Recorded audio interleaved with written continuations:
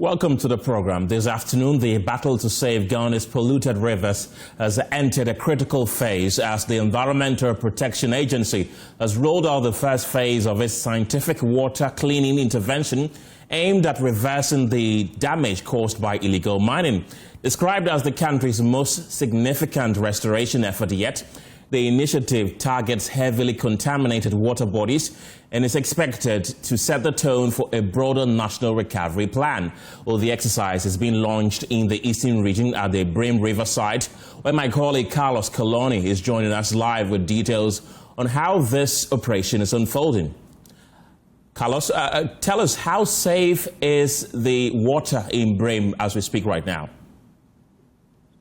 Right, Kenneth, I can tell you that the Brim water, the entire stretch of it is heavily polluted.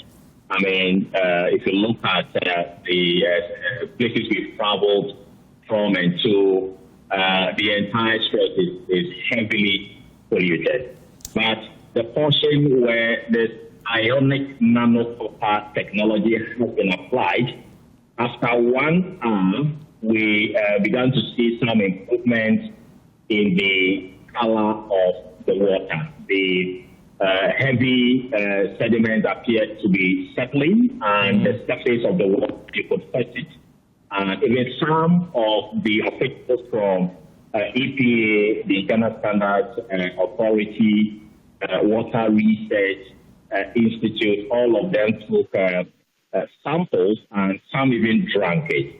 Now, the chemical being applied, concerns were raised about its efficacy when it comes to aquatic life, whether it poses any danger to aquatic life. And that has been explained that it poses no danger at all to aquatic life. And so it's safe for consumption. However, the EPA chief executive said that for now, they would have to test it, which will take some time to ascertain the actual levels. And that is why the Water Research Institute of CSIR is on the ground, also taking samples, as well as Ghana Standards Authority and Water Resources Commission. All of them are on the ground. In fact, the Ghana Water Limited itself, officials from that entity are also on the ground taking samples. And so they are all going to conduct their various tests in their various laboratories to ascertain the levels of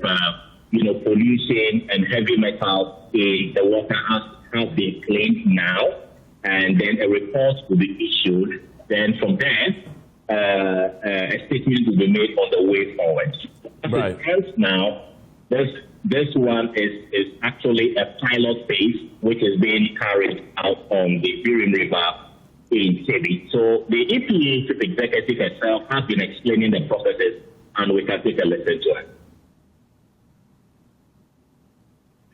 Works, and then second we build a network of stakeholders to ensure that there is not only... We did the application, 30 minutes later we fetched the water from the top, and then we see this other one. You would think this is my drinking water. This is after 1 hour, 1 hour of applying the chemical. So we see the difference already. Very soon I've called for the original water that we treated to get to this level and this level of clearness, and then we can also show as well. So we see that the technology works. It's just a matter of, in a short time, we see clear difference between what we came to meet and where we have treated the water to. Concerns have been raised about sustainability and cost. How sustainable is this? Yeah, so as I mentioned earlier on, it took us about $200,000 to procure an amount that will clean 1 kilometer of every flowing river body. Brim River is about 175 kilometers, so we can do the mathematics. We are talking about $35 million. River Pra is 275 kilometers times $200,000. And Cobra is also about 240, 260 kilometers. You can also do the mathematics and see how much it will cost us to clean these major river bodies. Once we get the money, which of course we call for support from all bodies, private, individuals, government, to partner with we expect that the source is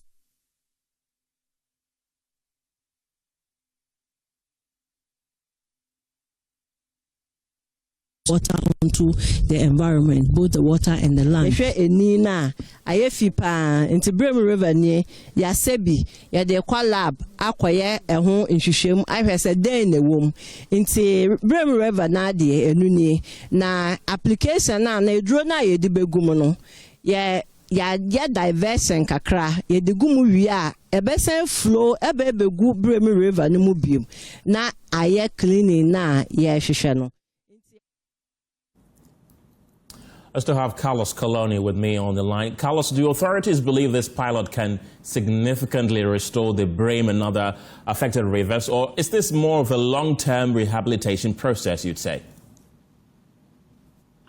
Well, Ken, based on what the Chief Executive Officer of the Environmental Protection Authority has been saying, it all boils down to the funding, because like he explained, a kilometer of 8 India, we made around $100. Okay, so if the fund is made available, that's done. This is the price of it, and one can with it. And they are something a lot of things, whether it's adopt the life, whether it's dynamo and all that. Right. That before we even got the site, they contain the polluted water certain part of the site, and they have the 24 hours ago, and water becomes clean, and then that maybe so that is the efficacy we are seeing from a layman's point of view. The scientists believe that if all the readings are done, then they can surely tell us it is sustainable. But then it boils down to funding. If the funding is there, then I believe that this can go a long way. And there's been some concerns also raised about the need to, end galamsey or ensure that the pollution levels go down. So the EPA's director of mining has also been speaking that going forward, apart from the illegal miners who pollute our water bodies, alluvial mining also, those who are even legalized to do it, most of them also channel their wastewater into our river bodies in a way. So going forward, they're going to ensure that such licensed miners rely on the ionic nano copper, to clean their water in such a way that it becomes a recycled process, so that their wastewater would not get into our river body. So by so doing, they believe that largely the pollution levels would go down, coupled with the district assemblies themselves. In fact, we've been speaking to the MC for this area, and he also welcomed the exercise being carried out by the PA and promised to put in efforts to ensure that pollution levels reduce, to make sure that the water that flows in the Burkina River is cleaner to the community, and the water that eventually gets to the Ghana Water Company treatment plant is cleaner, so the machines there can have a longer lifespan. Carlos Coloni, thank you very much. He's a man on the ground in JB in the eastern region, where this pilot program is currently underway there. And back into the studio, Caleb Ziblim is a member of our research team here at Joy News and is joining me with details of this new project that has been piloted. And before I engage Caleb Ziblim, let's go into the telephone lines and speak to Ken Ashigbe, who is the convener of the Media Coalition Against Galamsey. Mr. Ashigbe, grateful for your time this afternoon. What do you make, first of all, of this new scientific technology that has been introduced to cleanse our polluted water bodies? Well, thank you very much, and thank you to your viewers. For me, it's gratifying to find solutions to this challenge that is confronting us. And science is always the way to go. And I think we need to commend the EPA boss, Prof. for her tenacity in seeing this challenge being dealt with. You know, unfortunately, what you are showing on your screen with somebody drinking the water, it is important to make it clear to all of us that the fact that it is clear does not mean it is clean. We've heard the EPA boss talk about the fact that they would have to go and do tests because in November and December, the coalition, we did some work on some of these water bodies. So beyond the turbidity that is being cleared by this new technology, we also tested for heavy metals in the water bodies. And the level of mercury, the level of cadmium, the level of lead that we saw in the water bodies were way above what the standards are. So it will be good. You know, this is an experiment that is being taken. We've seen the way the turbidity is clearing up within 30 minutes and within an hour.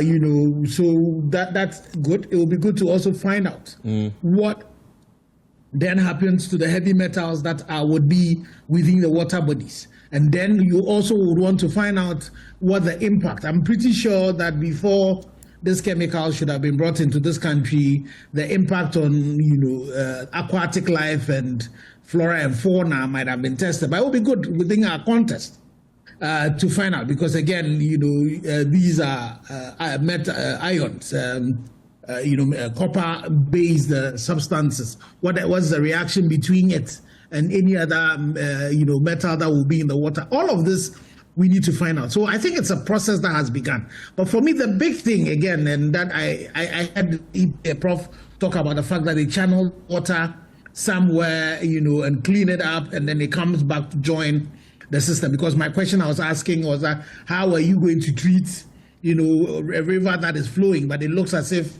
there might have to be some process of camping the water, you know, ponding the water at a particular point, cleaning it, and then sending it back. But my question I would ask is that if we don't stop the pollution, you know, if we keep on, you know, continuing the pollution, then you're cleaning and then they are polluting it. You know, so how do we make sure that that system is put in place to make sure that, you know, there's no constant pollution of the water body? So those are questions that, you know, one would want to ask. But right, and not to cut you, but that was actually my next question that I was going to ask you, that how do we ensure that once these waters are cleaned, it is not repolluted again by illegal mining activities? Any suggestions you have? Well, again, you see, the thing about it is that we've seen it before. There are situations where people have gone to do reclamation of some forest areas, and then we've had illegal miners go back, you know, to be able to go deal with it, to go and destroy it again. So for me, one of the solutions would be one of the things that NIMAS himself had proposed.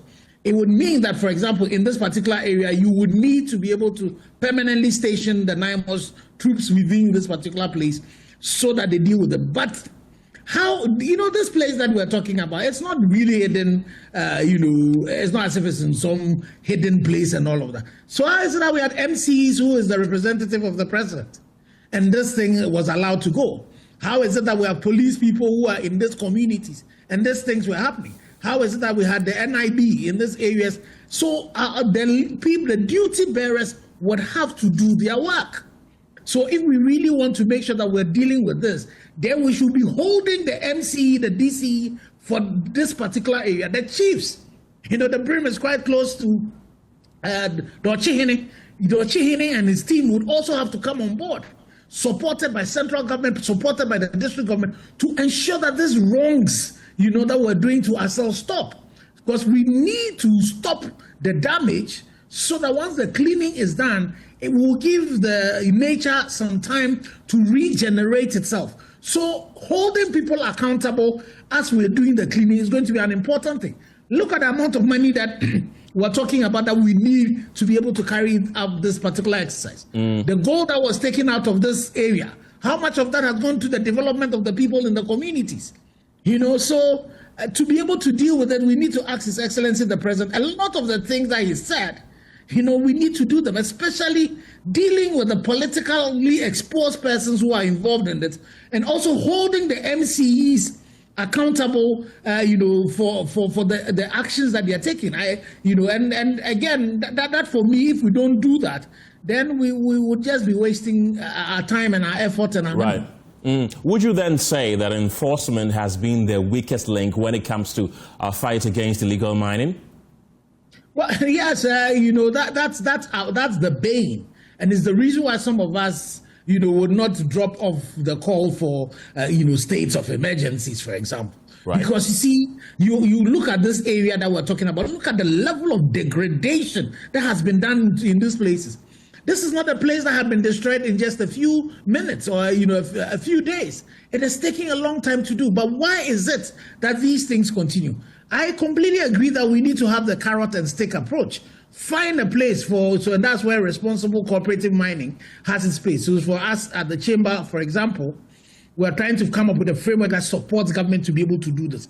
But as you do this, you then also have to deal with the issues of enforcement. Right. And it's not only just the issues of enforcement. What has happened to all the people, who, have been arrested? What has happened to the prosecution?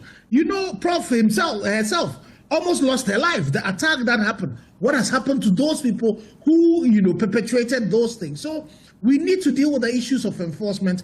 We need to deal with the politically exposed person, the very influential people who are behind this, as we also provide a place for those who want to get involved in mining to mine in a sustainable manner. Some will also argue that we should tackle the root cause, which is illegal mining, rather than tackling a secondary cause which has been brought about as a result of these illegal mining. So don't you think we should tackle the illegal mining rather than cleaning our water, which is caused by activities of illegal miners? Well, I agree that we need to, you need to do a root cause analysis and make sure that you're dealing with the cause of this, But as you do that, and again, it is not, you wouldn't say that they are mutually exclusive, because again, as we say, this is a process that is taking place. So now we have demonstrated that we can actually deal with the turbidity. I know you have a scientist, I'm sure you come talking about the science. We need to determine how we deal with also the level of heavy metals that are in the waters and all of that. But, if you don't deal with the root cause and you deal with only the symptoms of cleaning up the water, then it will be akin to taking a basket to this riverside and, hoping that you're going to get some water. So we need to definitely deal with the root cause of this, which is the illegal mining. We need to deal with that as we also clean up the water, processes, and then we restore our lands, restore our forests, and make sure that at least once you've cleaned it, people can now go back to drinking in these waters, and then also be able to go back to their fishing, be able to go to their farming and all of that. Listening to the EPA boss, Nanama Kluche, she did mention that this will require a lot of resources, millions of US dollars, if we are to, successfully clean the water with this new scientific project they are piloting. Is it worth it, you'd say? Well, water is life. Water is life. So definitely it is worth it. But the point that you should be asking is that the polluter pay principle should be applying. Who should be paying for this damage that has been done? You will find out that for the large-scale mines, you won't dare pollute water. The EPA would be on your case. So why is it that, now we have people who are polluting this water? They are not paying anything to government in form of taxes, and then they will be leaving this burden to us. It is the reason why we need to go back to Act 995 and make sure that everybody who has been arrested in this process, the fines are so punitive. They spend a lot of time in jail, and then, whatever equipment that were involved in it, we'll try and sell off all of those equipment in the process so that we can get some money to be able to do this cleanup. It is the reason why the Minister of Interior should stop deporting, foreigners who are caught up in this galamsey. Let's make sure we can extract maximum out of the fines that they pay. Make sure that we can confiscate all the assets that they use in the galamsey, and make sure we're using that to be able to clean up these waters that we're talking about. And for me, another thing we need to do, move another step further.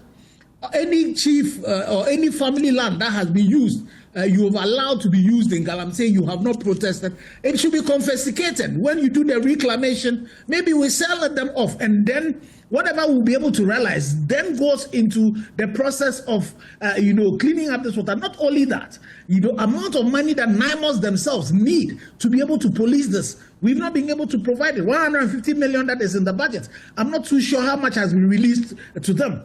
And then the other things that we need to do to clean this up.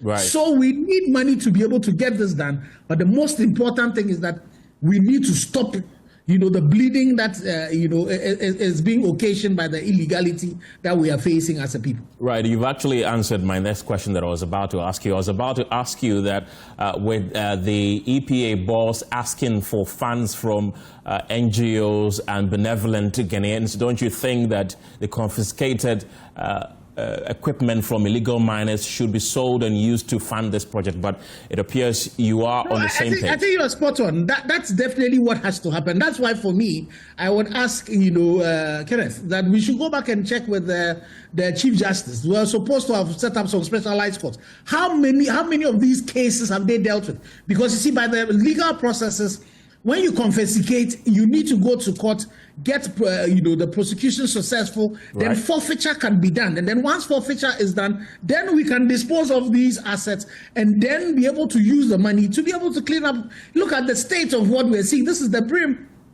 The brim that you're supposed to put a calabash in and drink as an Achim person, and this is the sorry sight that we have. So we need to find the money from the illegal activities, extract the maximum sanctions out of them. We should be asking people like the Tano North MC who's giving prospecting licenses and signing prospecting licenses to people. That illegality, where are all those monies that have been collected? The work that you did, the Joy News expose that you did. Right. All those monies that have been collected, where are that? Let's find that out and be able to use that to be able to solve this problem. Ken Ashigbe, always glad to have you on any of our shows. Thank you. He's the convener of the Media Coalition Against Galamsey. Let's come back into the studio right now and speak to Caleb Ziblim. He's with the Joy News Research Desk. Caleb, tell us a bit more about this new technology that is being piloted in the Eastern region. Yes, Ken. So it's a nanotechnology that uses copper, and very basically they pour it into the water body, and then it acts as a sort of magnet to attract the heavy metals in the water body. So it pulls down. So this is what's called the ionic nano copper technology. Yeah. And so they introduce this into the water body, and then it's supposed to attract some of the heavy metals in the water body. In the next slide, you can see that the types of heavy metal that this technology attracts includes lead and mercury. And we know that with illegal mining and the Galamsey activities, these are metals that the miners use in their activities. Also, when we had a study from Pure Earth in conjunction with the EPA, they identified that some of the food items and fishes contains a heavy amount of lead and mercury. Right. So this technology has the ability to attract these heavy metals in the water body and then settles to the bottom. So moving forward, we need to understand from the authorities and from experts in the area whether once the water now flows back into the river, whether it flows and then mixes with the polluted parts, whether the copper is still in the water that can now attract all the sediments that's flowing through it and keep the water clear. So we don't understand whether once the water is flowing and the more pollutants are introduced into the water, it remains clear because the nano is still in the system and keeps attracting it, or the nano is basically useless and the water is polluted once again. So we need to understand from the experts and from the authorities whether once they clear the water body, if any additional pollutants enter the water body, the copper in the system can still attract these pollutants, or then it's just pollute the water once. Caleb Ziblim, thank you very much. So understanding more is what we're going to do right now, and go on to Zoom and speak to Professor Paul Poku Sampene Osei. He's a forensic pathologist. Grateful for your time this afternoon. Do you think that this new pilot program that is started in the Eastern region will work? Hello, Professor Sampene, if you could unmute for me.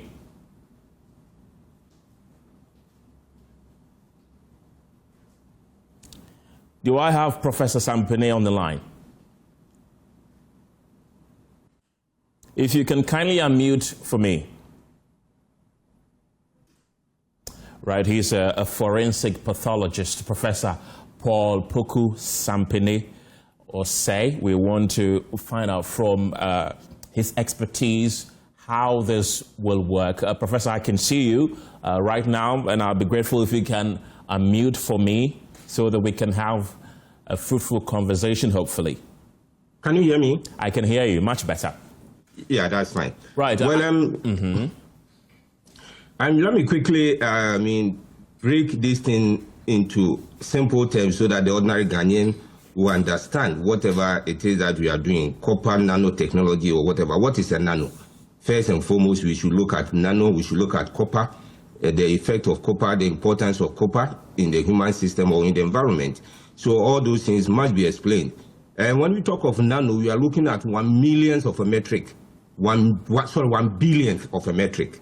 So it is something that is used, means that you are looking at if a particle is very minute, the minutest particle, this thing can attract it. That is exactly what it is. Copper nanotechnology. So that copper is being used to attract, or as it were, to filter what we call particles that are in the size of 1 billionth of a particle. Do you understand what it means? So, and if you look at copper is a very, we call it essential element or essential metal, which humans actually need it. But how much do we need those copper? How much do we need those metals? We need it in very, very small quantity, and we don't need to exceed certain limit. Certain limit will go to bring a lot of problems to the human body and even to the environment in which it finds itself. So basically, this is what is happening. But you know, like the minister has made it clear, they are now looking at it to see whether it will work. Because one, essentially, copper nanotechnology is used to actually purify and eliminating what we call bacteria, viruses, and then fungi in water bodies. I hope you understand what it is. I do.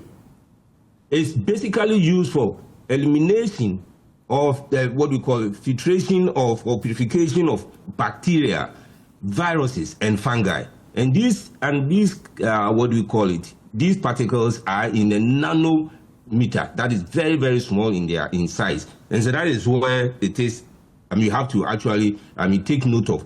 So it's being actually used now in some areas for environmental mediation or remediation, where people are believing the fact that when it is used, it can also attract heavy metals, where illegal mining has polluted the water bodies. So that is the basic thing that is being experimented on. It's not something that can actually be said, oh, that is so good that when it is used, we can attract, like how your scientist, the other guy in the studio was trying to explain that it can attract mercury, cadmium, nickel, and so on and so forth into the water body settlement and all those things. That is not exactly what it's meant for. It is basically meant for but of course, now people are looking into the fact that it can also, if it is used for these nanoparticles, then it can also be used for these heavy metals. But then let us see. Do you remember some time ago we were using copper as pipe to direct waters into our various homes? Do you remember? Yes, in Ghana? And then came a point that they realized that these coppers were giving so much health problems into the human body, and then they have to actually stop usage or the usage of copper pipes, and then they move to these rubber pipes or plastic pipes. It's for a reason, because these things, when consumed for a long period, can also bioaccumulate in the human body, especially in fishes, and that can cause what we call oxidative stress. And let me just quickly explain what oxidative stress is. Oxidative stress simply means that free radicals are going to be more than antioxidants in the body. And when these things happen, what they do is that they destroy or they can damage the DNA of the human body. That's what it means. Right. Prof, we understand that it's not just copper, it's ionic nano copper. But this one, if it is successful, will the water be safe for drinking? Well, I can assure once I was listening to him, he said that yes, of course, you see the water clean, but what about the heavy metals itself, which is the main issue that we are talking about. Please, you said ionic copper. Ionic copper, yes, it is ionic, but is it not copper? I'm saying that the copper that we get, the things that we get in our body, even the mercury that we get in our body, they are all ionic. Okay. Do you understand? They are all ionic. Once they go into reaction, they become ionic. Please, that is the meaning of that, okay? When they go into a reaction with something, chemical, then become ionic. So it's not ionic, it's just a terminology, it's just a name being given. Is that clear? It is. Yeah. And so basically we'll be, looking at either filtration of bacteria, filtration of viruses, and filtration of fungi. But as to how to filter and get a very clean water that we usually drink from the various ones that we know of, in the previous years back, then that is what my problem is. Right. Are you going to get the water having sedimentations of heavy metals at the bottom of the water bodies, and then the flowing on top of it, we have clean water? Right. So if I understand you clearly, that means that the heavy metals that are concentrated in these polluted water bodies cannot be treated with this new technology, correct? No, I don't think it can be treated with this technology. I don't think so. And does that mean that this is much ado about nothing then? Well, you see, it's an experimental level, or let's say research level. Let's see how it works. But finally, what I believe in is the fact that typically that is what it's meant for. It's meant for purification of bacteria, fungi, and then viruses from water bodies. But then if for some reason we want to try the use of it to, as it were, purify water bodies that have been contaminated with heavy metals, then I don't know how we are going about it. But then my worry is purely on the health issues as far as human is concerned, because when bioaccumulated can cause a whole lot of things in the GIT, right, the neuro, the CNS of the human body, and then so many other things that can cause. In fact, the kidney, the liver, and all those things can be affected, especially when it is not well managed in the water bodies and how we are going to use them. How then do we get rid of the heavy metals in the water bodies? Well, I think there are a lot of methods that can be used, but in the interim, if they want to use this one, fine. But there are a lot of methods which, of course, I believe that the minister is aware of, and I believe that he can actually, speak to that. And the other scientists who are also working into those things. So I believe that there are a lot of remediation methods that can be used actually. So, or that is usually used. And so therefore, I believe he should be able to tell us. But I don't believe in this ionic copper nanotechnology. I don't think that's the best way to go. And with millions of US dollars expected to be spent on this technology, does that mean that we shouldn't worry ourselves at all? It's not worth it, you'd say? Well, I don't want to go into that, the economic aspect of it, the financial aspect, because I'm dealing with the scientific aspect of what is happening. Let the economics and then the financial guys actually work on that. In actual fact, I don't want to go into that. I want to deal specifically with what is happening, what's going to happen when consumed over a long period of time. And what are the side effects in consuming water bodies that have been treated with ionic nano copper technology? That's what I've already said earlier. I told you that when consumed over a long period of time can also be bioaccumulated in fishes and other, what do we call food items when used, and those things can bioaccumulate into our organs like the liver, the kidney, the GIT, and all those things. And so basically and it can also cause what we call oxidative stress. And this oxidative stress, what it means is that it's going to produce a lot of free radicals, okay? And so when more free radicals are produced, to the extent that the antioxidant in the system cannot balance it, what it means is that it's going to cause DNA damage. And when DNA damage is caused, you understand what is going to happen. A lot of things. It's just like the same thing as the use of, or maybe the spillage of heavy metals into the water bodies and the causes of it in human bodies, causing all manner of birth defects, stillbirth, and all those things. But of course, Iron is also needed. Copper is an essential element or essential metal that I've already stated that is used. It is needed by the body, but not in a quantity where it will eventually cause problems to the body. Right, Professor Paul Poku Sampene Osai, thank you very much. He's a forensic pathologist there, giving us, his expert analysis on the recently launched ionic nanocopper technology by the EPA to treat water bodies. They began this piloting program from the Brim River in the Eastern region. You're still watching the polls here on Joy News. We return from this break with more. See you soon. You're welcome back to the polls. Let's head to the Ashanti region now, where an acute water shortage has hit parts of the greater Kumasi metropolis, leaving thousands of residents scrambling for water after days of dry taps. For 3 consecutive days, households across the city have had no running water, forcing families and businesses to depend on hand-dug wells and other underground sources to survive. The regional office of the Ghana Water Limited blames the crisis on unstable electricity supply to its key treatment facilities. Power fluctuations at the Barakesi and Owabi treatment plants have significantly reduced water production and distribution. According to the utility provider, low voltage volumes at the plants have made it impossible to pump and supply adequate potable water to affected communities.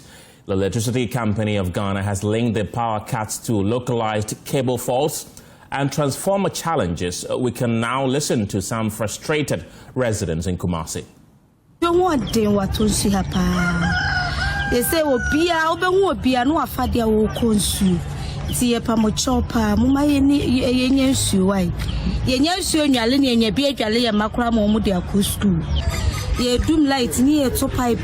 We struggle getting water in Atunsu. We are all carrying gallons to go fetch water. There is always light out and the taps are also not flowing. We are really suffering. I say me fridge, I say me TV, I say me fine na.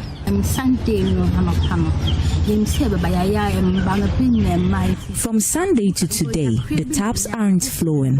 I went to this house to go fetch this bucket of water. It's not easy getting water lately. Since Sunday, oh, sorry. Now pen temo pesel ebia onu ayedwane kakra bia na se bi safe de nko chim tap na be ne den kra nemba. Sometimes you would wake up early to try to cook and bath, but you would meet the taps not flowing. This delays us in getting to the workplace early. Baby, I consume so mu wapa ansana yenye nsu say sa emboa ntinso no mutumu ni de o say je o consider because as a part me late crying, I don't see any idea was we an intent until you may see me. My bread with some all the time. Yes, I'm sure.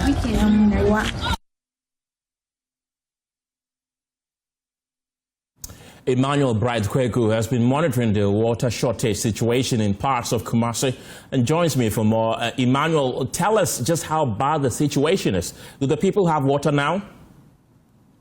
Well, Kenneth, as we speak now, we are having quite a number of the households in the Ashanti region or the Greater Kumasi not having access to potable or tap water in their various homes. Personally, I have had my share of this situation. In fact, yesterday, when I got home, I saw my tap flowing, but unfortunately this morning it hasn't flown, I've not had the water flow through my tap.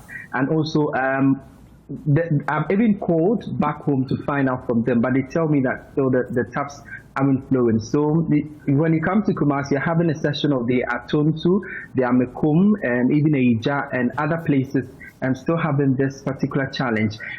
From the many businesses, especially that are within this enclave, they are struggling to find water to do whatever activity they must perform. In fact, some of them would have to rely on these dug out within the community, that's a well or an underground source of water, to do whatever that they need to do. And so for Kumasi, the situation is quite dire. Many of them, in fact, some of them tell us that they would have to go days without bathing, and so that's how bad the situation is, especially here in the Ashanti region.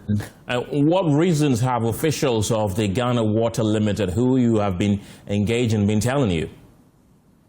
All right, so Kenneth, in fact, I've been speaking with some sources at the Ghana Water Limited, and they explained that in the last couple of days, we've had some power fluctuations in the Ashanti region, and so power supply to the Owabe and Barakesi treatment plants is quite a bit of a challenge. They're having low voltage levels in terms of the power that goes to the Owabe treatment and Barakesi treatment plants, and so you need pressure to pump these water or distribute them to the various homes. But because the voltage is quite low, it's becoming difficult for them to pump water to the various homes. And so even when you go to some of these homes and you just have the water not so quite flow well as it usually would, in terms of the pressure, it's just some small quantities dripping out of the faucet. And so it's quite difficult for them at their end to pump water and the high pressure to the various homes.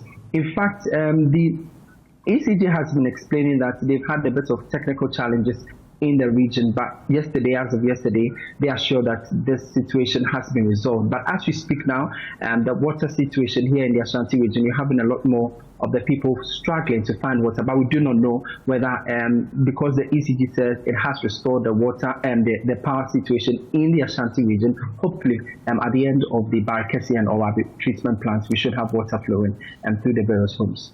Emmanuel Bright-Kweku with that update from Kumasi. Thank you very much. Well, let's now bring in Stanley Mate. He's the head of communication at the Ghana Water Limited. Grateful for your time this afternoon. We've now been made aware that it is as a result of the power fluctuations. That is why the water shortage is happening. But what immediate steps is Ghana Water Limited taking to restore stable water supply to affected areas in the greater Kumasi metropolis? Okay, so thank you for the opportunity. We all know that Kumasi metropolis is set from two sources, the Owabe treatment plant and then the Barakesi treatment plant. So what we are doing is that because it's the main challenge is the power fluctuation, if Owabe is on for even an hour or two, we try to produce something, and so we can even use private tankers to serve, especially the essential service providers. If Barakesi is on and Owabe is off, then we try to produce a little. So any opportunity that we get, we try to produce and then to pump into the system so that people could have access to water. And that is why we realize that some places will have water for a while and then goes off and all that. We are working seriously with the Electricity Company of Ghana, okay, and they have assured us that it should be over anytime soon, and then we can resort to normal treatment and supply. Thank you. And why were the Barakesi and Owabe treatment plants not equipped with reliable backup power systems to prevent disruptions during electricity instability? So equipments are such that they need a certain voltage and it should be stable. Okay, that will be very difficult if you are using any other source apart from the national grid. So we try to use the national grid, and so that we can get that stable and that high voltage of power that we require to pump our to energize our machines, our equipment. Okay, so it is not easy for you to just use. It is not an easy thing to just use any other plant, and you also need a certain size of an energy plant before you can get to that voltage. That is almost impracticable. So that is the main situation. We always will have to work with ECG to enable us get the stable and then the high voltages that we expect to power equipment. Impracticable, but not impossible, no? Like I'm saying, it is always better, okay, to use the national grid other than using a plant. Okay. Because if you want to use a plant, one, it will increase the cost of production. Two, you may not get stabilized power. And then what happens is that your equipment, it will affect the performance of equipment to the extent that you may lose them. Right. Pumps are quite expensive. And then but Stanley, I wasn't saying that you should use the plant as your main source to pump water. I was asking of a backup plan in cases like these that we are witnessing that could come in handy, no? This has nothing to do with Ghana Water equipment. Our equipment are functioning all right with the exception of energy. Okay. Energy provided by ECG, VRA, and the energy sector. And we expect them also to do what they have to do. So we also concentrate on the supply of water. And how long does Ghana Water Limited expect the water shortage to last? And what specific timelines can residents rely on for full restoration? If the energy sector is able to provide energy as we speak, we'll start producing an hour after. Have you been engaging the ECG? I said initially that we're working together with them and working around the clock and assiduously to ensure that this is completed on time, and then we can have power to treat for the people. The sister utilities, and we work together anytime. You did say that indeed, but you didn't give it specific timelines. That is why I'm bringing it back. So it becomes very difficult for me to say so because, one, I'm from the water sector. They are the engineers on the ground, and we can only support them to do what they have to do. Stanley Marty, thank you very much. He's the head of communications at Ghana Water Limited there, speaking on the water shortage that have hit parts of the greater Kumasi metropolis.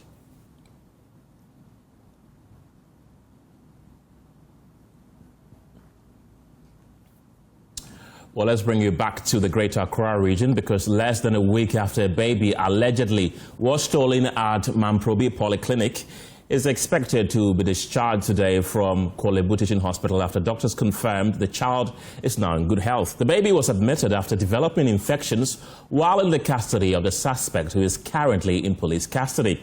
Minister for Gender, Children and Social Protection, Agnes Namu-Bolate, says the child is responding well to treatment and will be discharged today, adding that psychological care will be provided to the parents following the incident. Let me express the appreciation of His Excellency John Dramani Mahama, Her Excellency Professor Nana Jibajima, and Her Excellency Lodina Mahama for the love that Ghanaians have shown, especially the media as well. It's very overwhelming and it's been very supportive for the parents. As we are here today, God has been gracious to baby. And today he's going to be discharged. He's been nursed back to health. And mother is also doing well. She's also received some psychological support as was promised. And so I'm sure any moment from now they'll be going to the house. And you also heard the directive from His Excellency John Dramani Mahama that will pick up the bill. And so by the grace of God, we picked up the bill. And everything is settled. The parents to go home with their baby. And the joy of all of this is that the baby is well. And so you can continue rejoicing and singing praises because baby is doing well. They will be coming for periodic review, and I'm sure that by God's grace, we will continue to have that. Two quick questions. First, That's the Gender Minister Agnes Namu-Bolate, who further indicated that the suspect is expected to be before court next week as proceedings begin to ensure justice for the family. You know the procedure. The suspect is still in police custody, and I'm likely to visit her from here. And so I'll check on her as well. And what I know is that they are going to start the court hearing. I think somewhere next month. And so she's in police custody.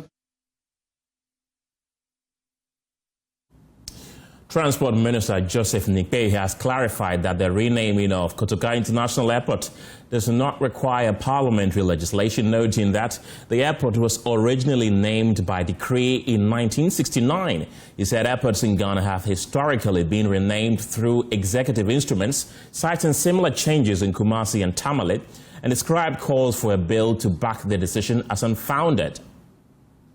You remember that it came as a result of the NLCD 309. It was a decree that was brought to set a trust to cater for the families of Kotoka and other soldiers who were killed along that time.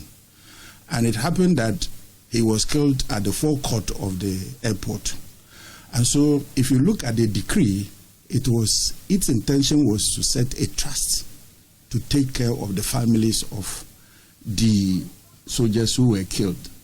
And so if you look within it, they decided to honor him by introducing or renaming the airport after him. But the purpose of the decree was to establish a trust.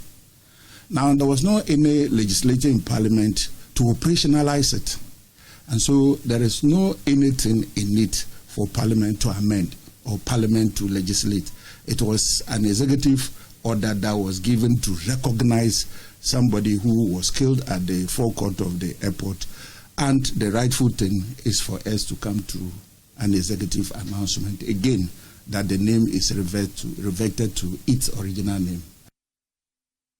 Well, the Transport Minister also noted that the renaming of the airport has taken effect and that the new name will soon be reflected in official documents and signage at the airport.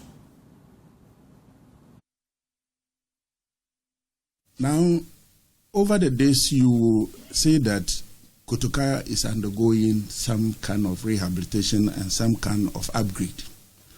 We are looking at turning or making Terminal 2 play a dual purpose, international and domestic.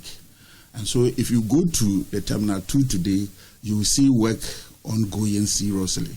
And you are aware that plans are far advanced to construct a connecting concourse between Terminal 2 and Terminal 3.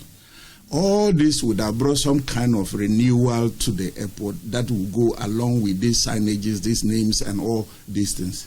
And so we are looking at following all the systematic arrangements that are proper. The good thing is that we want to respect the Ghanaian people by allowing them to know first that the name is going to be changed, and then subsequently we will take the procedure of doing the change of the name completely, the signages, the directions, and all those things. Well, Joseph Bukari Nikpe also talked about whether this will attract any new financial burden on the state. There's nothing to change at the international level.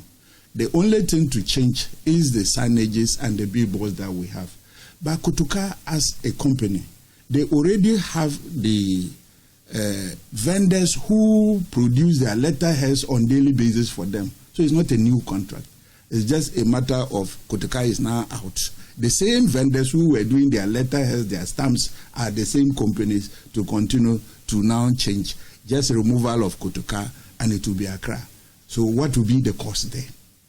We are already renovating the airport. We are already doing construction of the airport to make it function properly. And some of those things would have been destroyed and rebranded. It's just the matter of the Kotoka out and the Accra in. So what will be the cost? Even though there will be some cost to it, but it is not that cost that somebody will care about. It is going to be a minimum because of the renovation. The costs involved will be very, very, very, very small as compared to other airports that you have to deal international, regional, and national.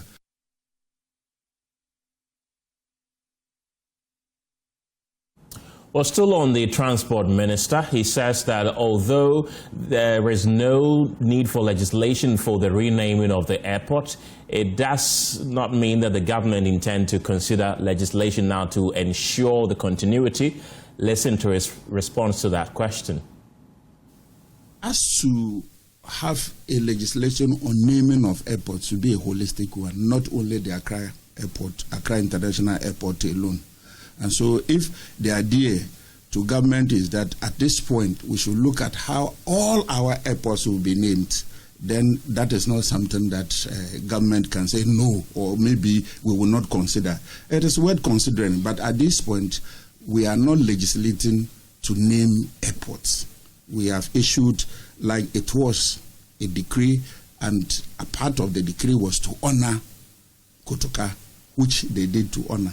But the main purpose of that decree, 339, was to set up a trust to take care of the families, to get accommodation, get education, get other facilities to support the families of those who were killed.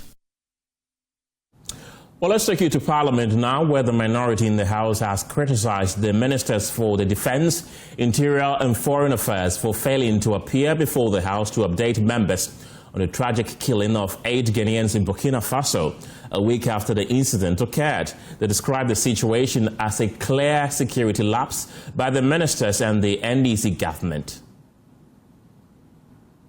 We have waited for over a week.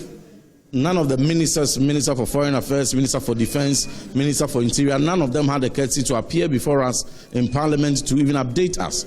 And the exercise of our oversight responsibility, the minority joint committees of Foreign Affairs, of Defense and Interior, and Security and Intelligence, we wrote and insisted and summoned the 3 ministers of the security sector governance with the Foreign Affairs Minister, i.e. the Minister for Interior and National Security, the Minister for Defense, and the Minister for Foreign Affairs, to appear before the Joint Committee of Defense and Interior, Security and Intelligence, and Foreign Affairs, so that we will hold them to account, for them to update us what occurred, what contributed to the attack, and what has been done so far, government's response, and what has to be put in place. Clearly, there was failure on the part of government to put in place mechanism that would have prevented what occurred. And we have further insisted that the right measures are put in place. We have suggested creditable security arrangements and diplomatic arrangements that are sound and that should be heeded by the government to ensure the protection of our citizens within our borders and even beyond our borders. Never again must this terrorist killing ever occur. We are aware of the situation, the geopolitics of the sub-region. But we are interested in sound government policies and the right measures put in place, the right mechanisms put in place, and appropriate collaborations with partners, external partners, to ensure that our citizens are protected from such terrorist killings. So that's John Intim-Fodjo. He's the ranking member on the Defense and Interior Committee. And for the ranking member on the Foreign Affairs Committee, Samuel Abujinapo, the situation requires urgent government intervention. We have waited for over a week. None of the ministers, Minister for Foreign Affairs. I think basically the situation is one that requires urgent government intervention. Never in the history of our country have we witnessed such terrorist attack, and I use the word terrorist with emphasis. And indeed, throughout this conflict, Ghanaians have never been targeted. This is the first time Ghanaians have been targeted. And as we know, the dealings between our compatriots, our citizens, and those of Burkina Faso and other neighboring countries is a daily reality. Ghanaians travel to Burkina Faso, to Cote d'Ivoire, to Togo as a matter of necessity.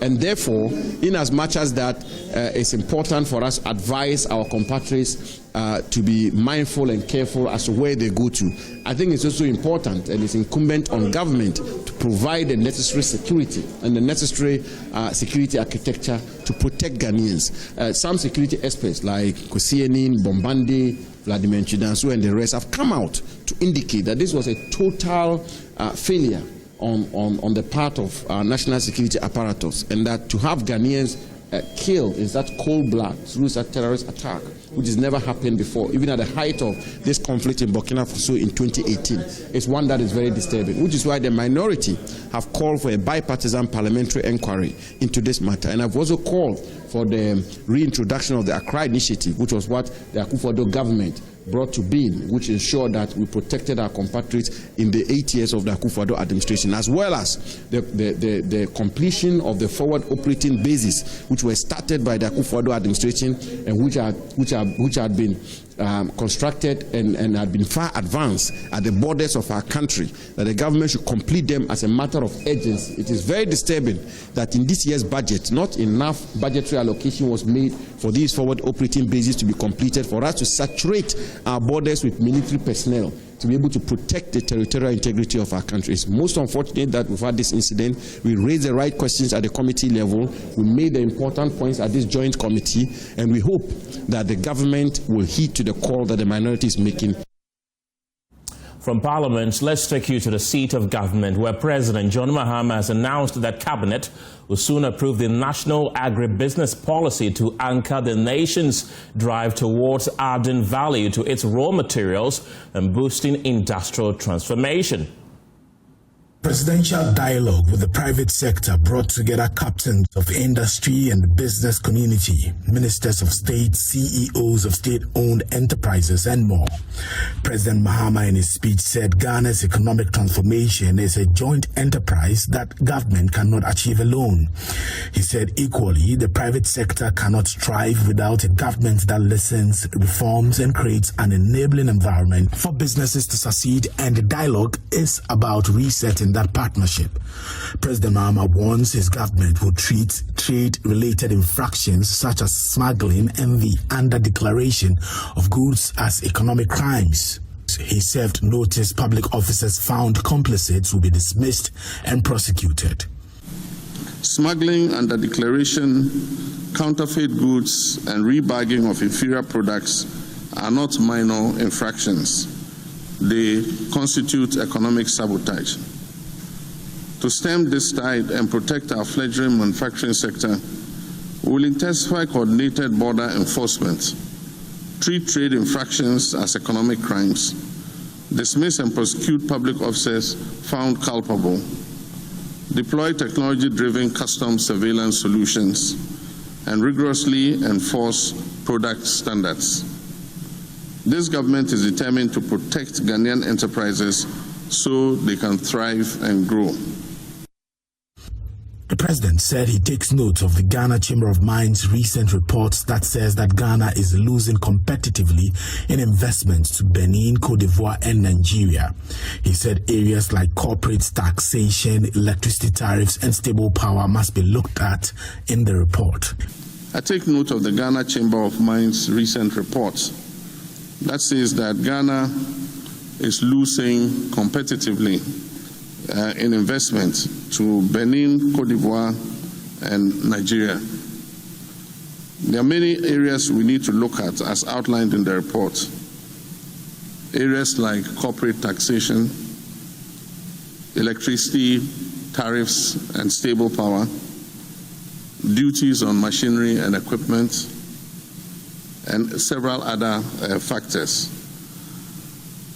And so, across every subsector represented here tonight, one constraint dominates. That is the cost of energy and reliability of power. Industrial tariffs in Ghana remain uncompetitive relative to our regional peers. No industrial nation thrives under structurally high cost of power. This administration will accelerate energy sector debt restructuring, expand generation capacity, particularly in renewables, introduce differentiated off-peak industrial tariffs, improve transmission efficiency, and promote embedded generation in industrial enclaves. Energy reform is not optional. He set a national target that manufacturing must contribute at least 15% of GDP by the year 2030.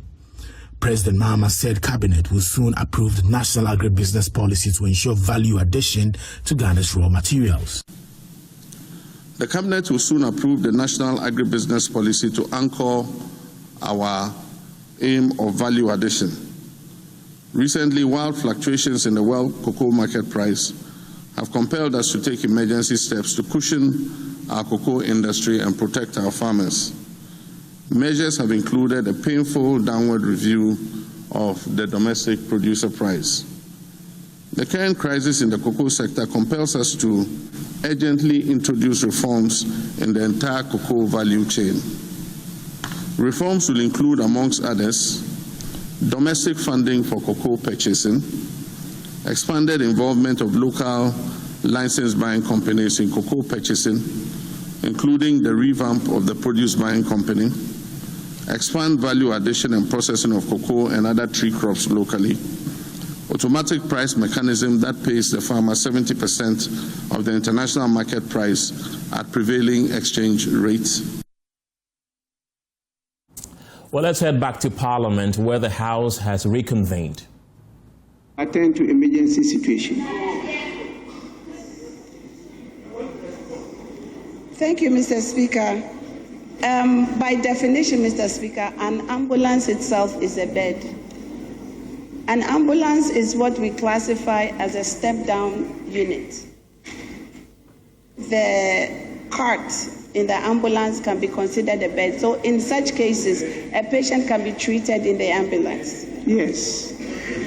Even outside the ambulance. Exactly. Outside the chair, even at the ward, do you need a bed to attend to an emergency? No, Mr. Speaker, the patient can actually move on. Please, be treated. Let's move on. Yes, the patient can actually be treated.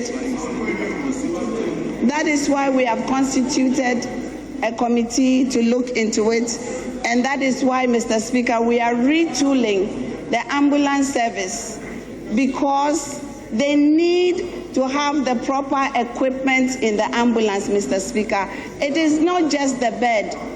Mr. Speaker, it is the bed plus the oxygen plus the IV plus the IV infusion itself plus the monitors plus everything in the ambulance. Mr. Speaker, an ambulance is not just a transportation device. So, Mr. Speaker, we are retooling the ambulances. Deputy Minister, I was a minister for health. I know what I'm talking about. Please focus on the issue. The reason was that no bed. That is what we've been told. Speaker. So focus on that. You've done well by establishing a committee to investigate the issue. So let's look at it seriously. Thank you, Mr. Speaker. As a ministry, we are taking every step to ensure that such situations never happen in the country. Mr. Speaker, we are retraining our emergency services staff. Mr. Speaker, we are both training the doctors as well as the staff. We are even training the security in the emergency rooms. Mr. Speaker, we are also extending this into the ambulance service itself. We are going to ensure that all the ambulances have the necessary equipment to save precious Ghanaian lives. Mr. Speaker, this patient could have probably been saved if we had the proper supplies in the ambulance. Mr. Speaker, we are working diligently to avoid such needless deaths of any Ghanaian. And in conclusion, Mr. Speaker, I would like to express my heartfelt condolences to the family, and I would also like to express my condolences to the rest of the country. Mr. Speaker, under our government, such incidences would not happen. Thank you. Yes, honorable members, can we take two more from each side of the House? Yes, Honorable Kojo Nkrumah. Mr. Speaker, I'm grateful for the opportunity to comment on this statement, and I join colleagues in expressing our condolence to the family of Charles Semisa for this tragic loss. Mr. Speaker, I also associate with the calls for a proper investigation to establish exactly what happened. Mr. Speaker, also, let me, on behalf of members of Parliament who may feel like associating with this call I'm about to make, apologize to the family of Charles Semisa for the comments that have just been made by the Deputy Minister for Health which in our view attempts to politicize the matter. This is a matter of a tragic death, a matter that has now been announced as a subject of an investigation. There should be no basis for which at this time the attempts to suggest that it is because the immediate past administration did not finish Agenda 111 buildings or EMTs have not been certified. Because if we descend into that arena, Mr. Speaker, we may be tempted to ask what the administration before the last one also did about that. I'm not sure what Ghanaians want to hear us talking about today is an attempt to be doing partisan exchanges on this. What is important is that this investigation is done and is done in a credible manner. What is important is that if some wrongdoing is found, the persons who would have engaged in it are held culpable.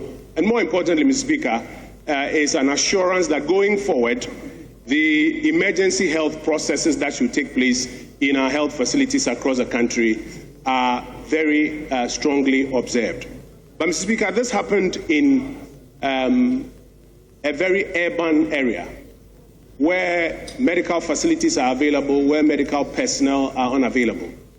Can we imagine what is happening in many of the rural communities where facilities and personnel are in short supply? And so, across the aisle, we have to commit ourselves to ensure that no cedi should be spared in ensuring that facilities and personnel are made available across the country to be able to attend to the health needs of our people. Mr. Speaker, once again, we would extend our commiserations to the family of Mr. Charles Semisa. But this should not be a matter that is politicized in any way whatsoever. Thank you, Mr. Speaker, for the opportunity. Speaker, I'm so grateful. And just like my colleagues, I would also like to use the opportunity to extend condolences to the bereaved family and to wish them God's strength in this moment of grief. Speaker, at the heart of this whole thing, partly is the response that we often receive from our health practitioners. I recall during last meeting, one dawn I woke up to prepare for a television show, and then unknown to me, I went blackout. I was fortunate my son had the extent to which I fell and moved from his room to come to our master bedroom. And he managed to wake my wife up.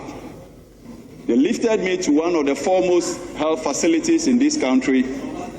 Speaker, when we got there, my younger brother went in and drew their attention.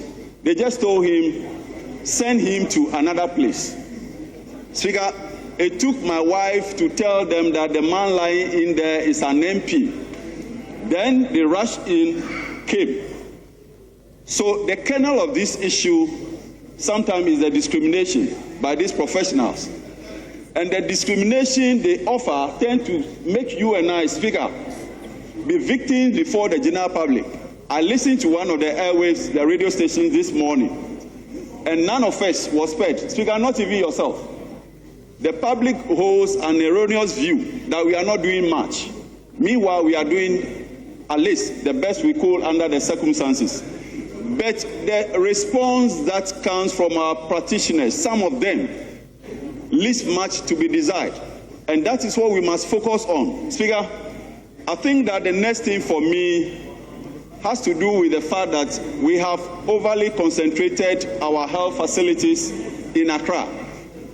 And so, be it professionals, be it equipment, be it tools, most of them are here.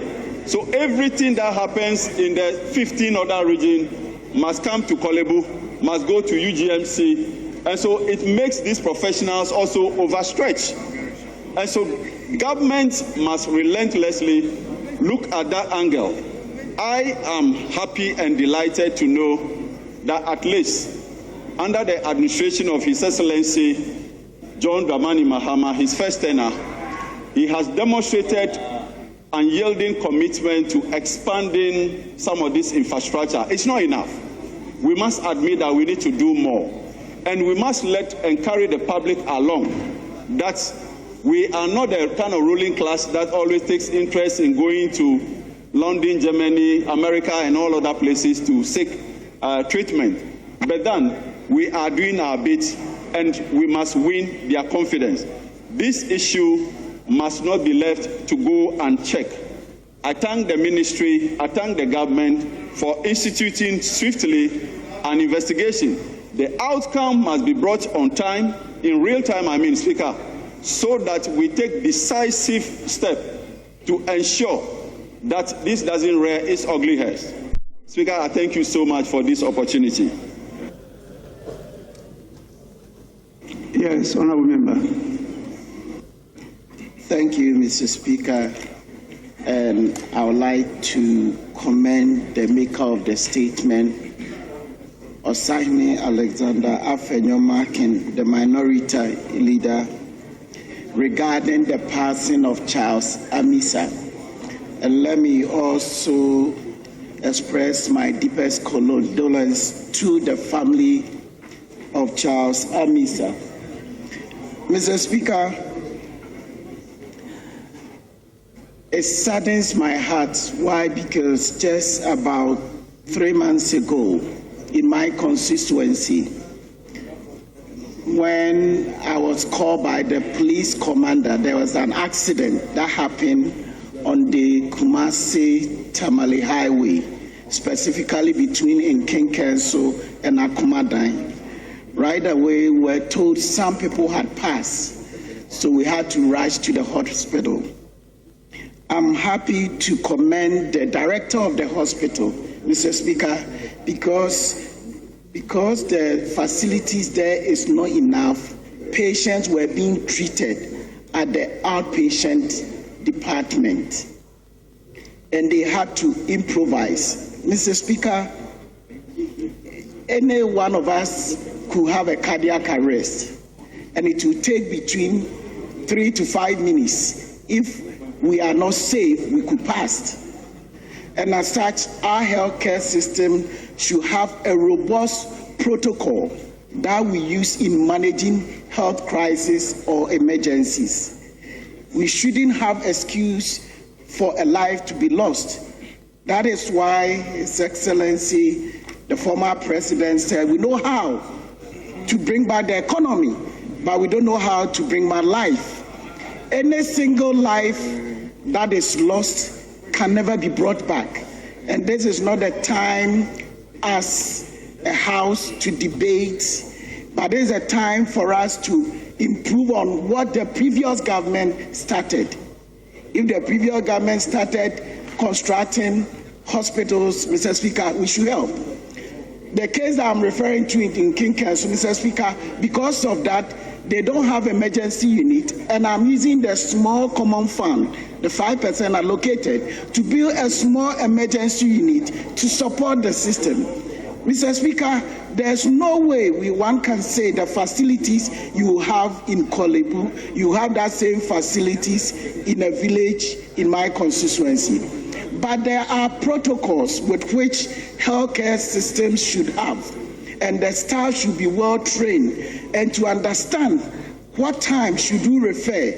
But the excuse that because there's no bed so one cannot be treated is not tenable.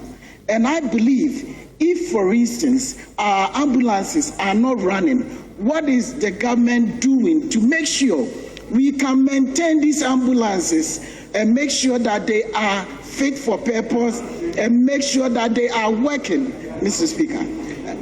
The Honourable Member, don't go into those issues, because there is no government that has come to govern this country, and all ambulances are working and running at all times. Even during the reign of the person you quoted, it's the same thing. And that quotation was wrong.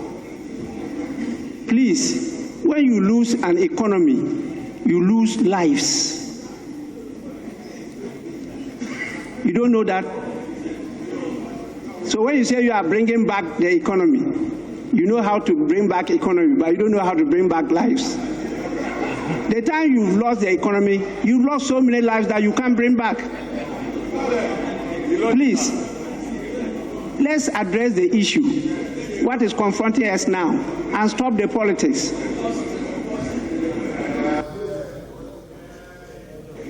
Thank you, Mr. Speaker, and respectfully, I don't intend to debate Mr. Speaker. But, Mr. Speaker, the point I'm trying to repeat and to emphasize on the fact that every single life matters, and whatever possible our healthcare system can put in place with respect to the limited resources that we have as a country, how best we can efficiently allocate them and to make sure that all staff and logistics that are in place are put to good use, so that it doesn't matter, because, Mr. Speaker, it could happen to any of us. We know there's an issue of hit and run, which I believe the law will take its course. But also, let's assume this same thing had happened in another village where there's no bigger hospital. What is the protocol? Every hospital, Mr. Speaker, as I know, there are protocols that one has to follow. Are we making sure that even all our healthcare professionals or even members of parliament are taken through CPR and such training, basic things that even our resources are limited, we can still make use of? Mr. Speaker, we know healthcare facilities within the villages are not there, but healthcare professionals are able to improvise because they have been given more detailed training and have been given the training set that every life matters. And we don't want to play with nobody's life, and we don't want to do politics with anybody's life, but we want to work on, and we as a house, now such a thing has happened, I'm also in support of the fact that we should institute a committee that will look into Charles Amisa's issue, so that another Charles Amisa incident doesn't happen to anybody or any member in this. Mr. Speaker, with these few words, I thank the maker of the statement. Yes, honourable member at the back. Thank you very much, Mr. Speaker, for the opportunity to contribute to the statement. And let me also express my deepest condolences to the family of the late Charles Amisa on behalf of all of us, and in particular on behalf of the board and management of the Kolebu Teaching Hospital. Mr. Speaker, I also want to thank the minority leader for this statement. It's very timely, and he has set the tone for us to really examine the issues. Permit me to take us a bit down memory lane to remind us of something that is not too pleasant. In June 2018, there was a 70-year-old man, Mr. Prince Anthony Poku Echampong, who died after visiting 7 hospitals, including a hospital that his company supplies stationery to. He was a CEO of a stationery company, and they supplied stationery to this hospital, and he was turned away. And the explanation or excuse was the same. The then Minister of Health did his best, constituted committees to ensure that this will never happen again. Unfortunately, 8 years down the line, we have this time a younger person, strong person, an engineer, losing his life to a similar circumstance. Very, very, very unfortunate. But Mr. Speaker, when we say no bed in the hospital, what actually do we mean? A no bed could mean that there is no physical bed at the emergency. It could also mean that there is no blood if the managers anticipate that that patient will need blood, and so they want the person to go elsewhere. It could mean there is no a particular skill. For instance, an anesthetist is not there, and they think that that patient will require surgery. It could mean there is no theater space. It could mean there is no oxygen in this hospital. There is no ICU bed, but we think that this patient needs ICU care. It could mean there is no stroke bed, and therefore we are telling you no bed because you have a stroke. There is no doctor at this moment, so there is no bed. Mr. Speaker, but the most disappointing part is that no bed could simply mean that the staff are not willing to work. And that is the very, very sad part. This no bed could mean that a shift is about to end and someone is not willing to admit a new patient and do all the documentation, so turn the patient away. No bed could mean that the doctor is afraid to work or is tired and feels that if he touch that patient and the patient pass away, duty of care is established legally because he has touched the patient. So see no evil. I have not touched that patient, so you cannot blame me for it. But is it really right if a patient dies in the precinct of a hospital, at the entrance of the emergency, wait there for 30 minutes, 45 minutes, and you say because you've not seen that patient, no duty of care is established? The legal brains will have to help us out. Mr. Speaker, the causes of no bed in this country has been established by previous committees under the former Health Minister, Honorable Kweku Agyeman, and I worked on that committee in my former capacity as General Secretary of the Medical Association. We all contributed to it. But still, the attitudinal problem and some few other factors have brought us this far. You can group the causes into structural, into functional, and one of attitude. If you talk about structure, the WHO recommends that we should have about 2 to 5 beds per 10,000 population, hospital beds. In Ghana, we have 0.9 beds per hospital population. So practically, it can't be that our beds are simply not adequate. But when you go to the functional issue, you can say no bed at the emergency, but there may be a bed on the ward. There may be a bed on another ward. And it's just an attitude of transferring a patient from here to that ward so you can create space. And people are not willing to do that. Mr. Speaker, as mentioned earlier, Kolebu Teaching Hospital, where I preside as the chairman of the board, was the last place that this man had his last breath. And we are very sorry about this. We have taken our own measures. We have interdicted 4 staff, and we have set up a committee to investigate. The Minister of Health, as alluded to by the Deputy Minister, has also set up a very high-level committee headed by the revered Professor Agyeman Bedu Akosa, Professor Agyeman Bedu Akosa. And they are working to see the exact cause of this particular incident. But I'm also proud to announce that to bring a comprehensive solution, building on the efforts of previous ministers, the current Minister of Health had already set in motion a team to solve this situation comprehensively. And they are coming out with a document that is going to be looking at a national integrated bed management and referral coordination system. This will be backed by IT and is going to allow us at the real time to be able to tell the categories of bed that are available in a particular hospital.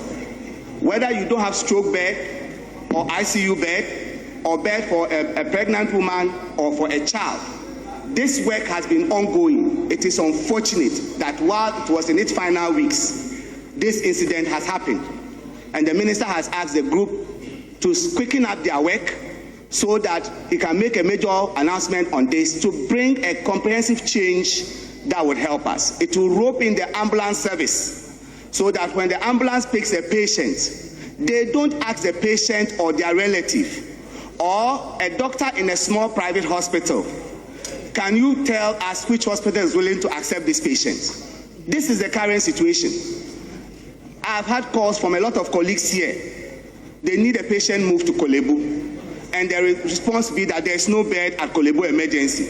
But when I call, there will be a bed. Why? So this is what this problem, solution that the minister is bringing, is going to solve. And I'm pleading that Parliament will give the minister all the support needed so that this problem can be solved once and for all. Mr. Speaker, I will conclude by saying that our ambulance service, by their acts and by their function, may also need to be reviewed. Currently, they do scoop and run. What it means is, at an accident scene, they can pick you up, but they can't even set a simple IV line to give you fluid. For this patient who was being moved from hospital to hospital, if a simple normal saline was running, this patient could have survived.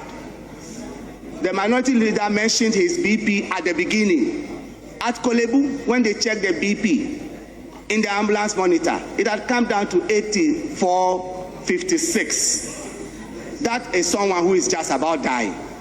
So if they could at least set a line and run some fluid in transit, a lot of patients will survive. So the model that allowed them to only scoop and run must be changed, and their training must be upgraded so that have paramedics that are specialized to be able to provide some basic care. But in conclusion, attitude is our biggest problem. All of this will not change if the attitude does not change. May I stand on this to appeal to my colleague health workers. Look at that next patient, that it could be you, it could be your father, it could be your mother. It doesn't have to be another doctor calling you before you create a bed and accept the patient, because the one that can call, maybe you may be the one unconscious who will call on your behalf. Thank you, Mr. Speaker.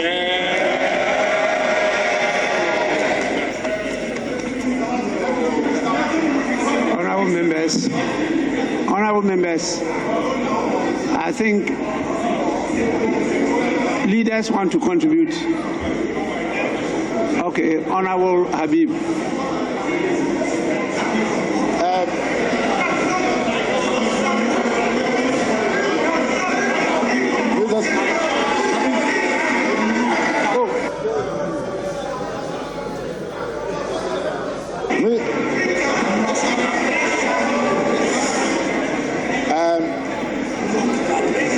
Thank you, Mr. Speaker. Thank you, Mr. Speaker. Mr. Speaker, let me first. Honorable members, attitude. Please, it's not only referring to the health personnel. Please,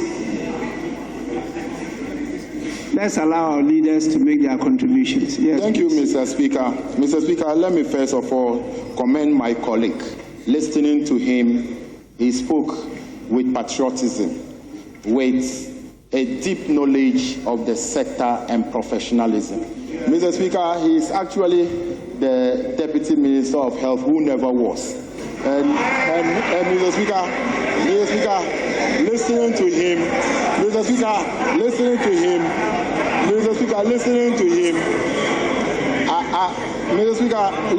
him, it brings me back to the conclusion of the maker of the statement.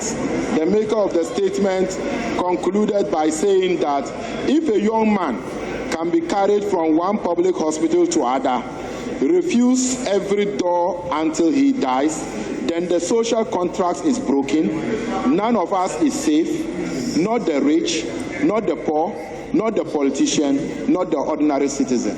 Mr. Speaker, situations like this call for a deeper reflection. It calls for consensus building, not to politicize the entire thing. Mr. Speaker, I just want to note that when you are given an opportunity, either as a minister or a deputy minister, and a statement is made with regards to your sector, any comment you make suppose or can be interpreted to be the knowledge or the position of the government with regards to that sector. Mr. Speaker, I was happy that you drew our attention when you were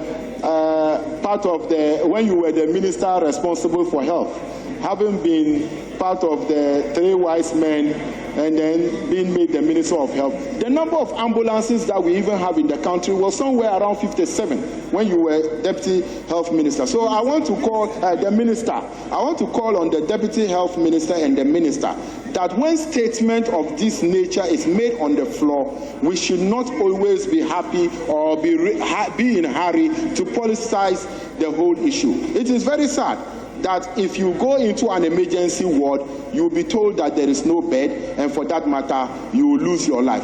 This is not the Ghana we are all yelling to build. This is not the health infrastructure or the health priorities we want to do. Because, Mr. Speaker, healthcare is a fundamental human right. Your right to have access to proper healthcare, and it is your right to live. So if it is part of someone's negligence or the excuse that there is no bed, that will lead to the loss of life, Mr. Speaker, it is something we have to all condemn. And I also support the call by the maker that we should be able to build the capacity of our committee in charge of health to be able to engage the executives of these facilities so that we can be able to build a very good atmosphere so that nobody can die with the excuse that there is no bed. Mr. Speaker, I thank you so much. Majority Leader. Thank you very much, Mr. Speaker. Mr. Speaker, I speak as someone who is alive today because when I had a similar emergency, the system worked for me. I speak as that person. I had an accident somewhere in Nasia, and around 4 a.m. in the morning, Mr. Speaker, by divine occurrence, I was struggling to get to the nearest hospital because even though I had no scratch on my physical body, the impact was so great that I thought something wrong must happen inside me. A market truck, a Peugeot, old Peugeot, which the villagers used to attend market early in the mornings, was passing. It had 8 passengers, a Peugeot. I pleaded with them to open the boot so that I would sit in the boot. And indeed, they came down and they were struggling to remove the spare tire and shift the spinner so that I will sit and then my legs will hang outside because I insisted I must get to the nearest hospital. Luckily, a brand new pickup arrived there, and written on it was Navrongo Medical Center. They stopped, they checked, I was the one, they mentioned my name, they recognized me, it was around 5 a.m. by that time, and asked me what was wrong. I said, accident, I want to get to the nearest hospital. So they picked me, and they sped from Nasia to Tamale. By the time we arrived there, luckily, the health personnel were all down waiting for me because one of our colleagues, the late Alaji Limuna, was then the regional minister and had called ahead. So, Speaker, our colleague here, Dr. Anaba, was the anesthetist. They used 7 pints of blood on me that morning. 7. They performed the surgery, and apparently I had started suffering from internal bleeding from Nasia until Tamale Hospital. A journey of about 2 hours, I was bleeding internally.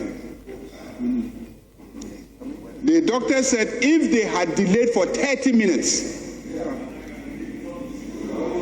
by now, perhaps 30 minutes, the doctor said. And Dr. Naba is a colleague in this chamber. Muntaka was a colleague at that time. So, Speaker, I speak as somebody who was kept alive because the emergency ward of a hospital worked for me. And it must work for everybody, every citizen. In some jurisdictions, they would have been outraged. There would have been public outrage, not the type that I see happening. That an accident victim was moved from hospital to hospital, and the medical personnel there refused to treat it as an emergency. It says everything about us as a country. The indiscipline, the disregard for human life, the lack of fellow feeling, that we don't see that this is a fellow Ghanaian who, whatever we are doing, we must stop and attend to. Otherwise, a life will be lost. We must be outraged about a thing like this. Mr. Speaker, I believe that we must get to the bottom of matters like this. And I thank my colleague for bringing the matter up. And I think that at all times, this Parliament must hold those responsible for such conduct, to account. See, we talk about it, and then we leave it there. It happened in 2018. What happened? What did we do? How did those accountable fare at that time? This is what those who have done it today will be inspired by. They will talk, they will do nothing. We want to see action this time. We want to see people held accountable so that the rest of the health personnel across the country will know that this Parliament will not sit idly by whilst people negligently lead to the loss of life, such as what we have seen. So I thank my colleague for raising it. And Mr. Speaker, I do agree with him that even though government says we are setting up a committee to look into it, that this Parliament should be interested in what happens. And so our Committee for Health should follow up on what government is doing and then bring us a report. And if we are not satisfied with the outcome and the conclusions of government, that this Parliament takes very drastic action. It is only then that citizens will know that when we converge here for their very existence. We are here to defend their lives, to defend their rights, and to defend their interests. But Mr. Speaker, we say we should not politicize things. But permit me to say that who is responsible for the conduct of the health personnel? We, the politicians. Who is responsible for making sure that they work under environments where when there's an emergency, they will respond to it? We, the politicians. Who is responsible for making sure that there are enough beds in the hospitals? We, the politicians. So when we say we shouldn't politicize things, I agree that we shouldn't be partisan about it. But the root cause is always political. Honorable member, who is responsible for the politician? It's the citizens. So it's the citizens. They are responsible for the politician. And so when you started by raising the issue about the outrage, that is not enough. You are right. If the citizens rise up, they should rise up and hold the politician responsible. The politician will be responsible. So you are right, but don't go to the other side.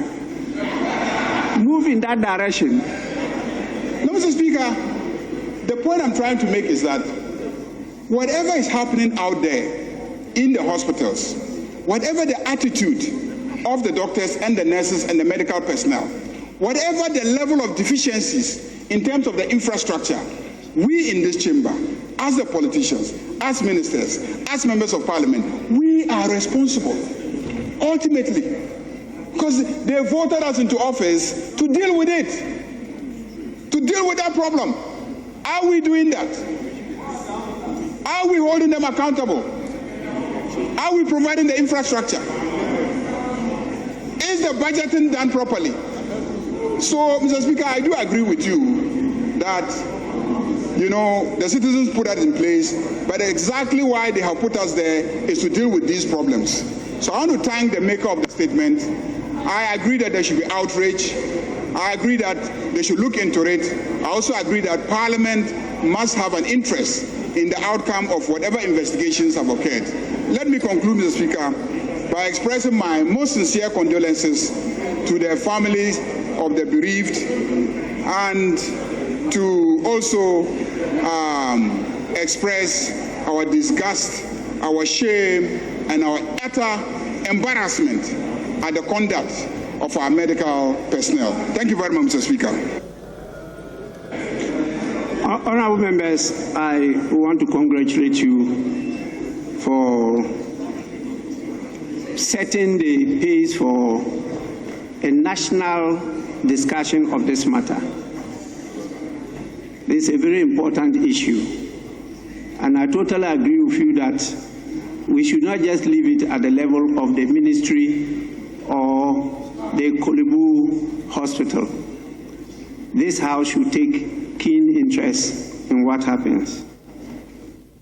And so I'll direct our committee on health to take all the reports that will come from the ministry, the Kolebu Hospital, or wherever, and go deeply into it. We have to take control. We need to inquire further into the matter, and we need to hold people accountable. This is one of the needless deaths we have experienced in this country. At the end of the day, I will urge the House for us to legislate on the matter. We need to pass an emergency care law. Emergency care law on this matter. I know the conditions under which the health personnel operate, but I also know health personnel have handled accident cases, stabilized them in the bush, not in hospitals.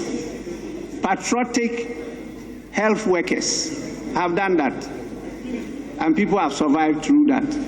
So please, the few that are miscreants should not be allowed to at least carry the day. That's what has been happening. In fact, you just mentioned one. There are many examples of these needless deaths in this country. And the same people, when you see them working outside, the attitude is different, which means that there's something wrong here. And that is why I partly agree with the majority leader that we should set the agenda as political leaders. But I also recall one of our illustrious kings said that after the politicians are elected into office, they are held hostages by the same voters who elected them. And many of you are seated here playing that game, partisan politics. You can't see beyond your parties. And sometimes you forget that, as some have echoed, you could be the one.